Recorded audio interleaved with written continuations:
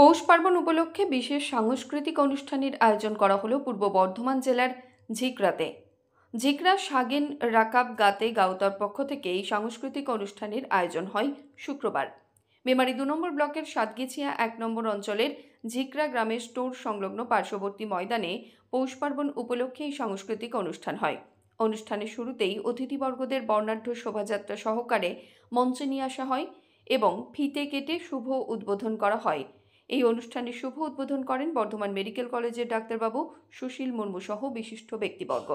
পরবর্তী সময়ে অতিথিবর্গরা সিধু কানুর প্রতিকৃতিতে পুষ্প দিয়ে শ্রদ্ধার্ঘ্য নিবেদন করেন এবং আদিবাসী সম্প্রদায়ের পতাকা উত্তোলন করে ডাক্তারবাবু সুশীল মুর্মু সহ বিশিষ্ট ব্যক্তিরা এই অনুষ্ঠানের শুভ উদ্বোধন করেন। উদ্যোক্তাদের পক্ষ থেকে অতিথিবৃন্দদের বরণ করে নেওয়া হয়। এই মঞ্চ থেকে প্রায় ২৫ জন দুস্থ ব্যক্তিকে শীতের কম্বল দেওয়া হয় এবং ৪৫ জন ছাত্রছাত্রীকে শিক্ষা সামগ্রীও তুলে দেওয়া হয়।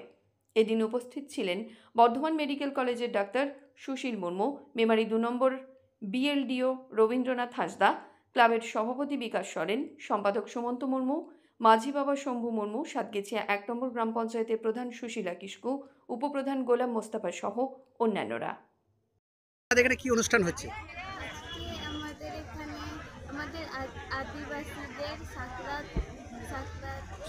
সোহরাই হচ্ছে, আর 2025-এর সঙ্গে আমরা মেনে চলছি। কেমন আনন্দ হচ্ছে? অনেক ভালো। আজকে এই জায়গাটার নাম হচ্ছে ঝিকরে, এটা সাতগেছিয়ার কাছাকাছি। আর আজকে আমরা ঝিকরে সাগের রাকাব গাওতার পরিচালনায় আজকে আমাদের আদিবাসী সমাজের সর্ববৃহৎ যে উৎসব সোহরাই এবং তার সাথে সাথে সাকরাত, এই দুটোর অনুষ্ঠান এখানে চলবে হচ্ছে। তার সাথে সাথে কিছু সাংস্কৃতিক অনুষ্ঠানও আছে। স্যার, এই যে মঞ্চের পাশাপাশি দেখা গেল মঞ্চে থেকে যে ছাত্রছাত্রীদের মধ্যে কিছু শিক্ষা সামগ্রিক এবং দুস্থ ব্যক্তিদের শীতবস্ত্র প্রদান করলেন, এই পরিপ্রেক্ষিতে কি বলবেন?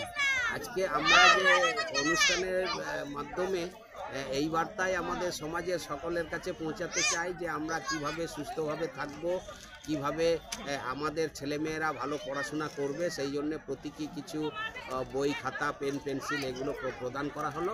সাথে সাথে সাগান রাকাব গাওতার উদ্যোগে কিছু দুস্থ মানুষদের কম্বল বিতরণ এগুলোও করা হলো। মৃত্যুঞ্জয় যশের রিপোর্ট, সংবাদ আজকে নিউজ।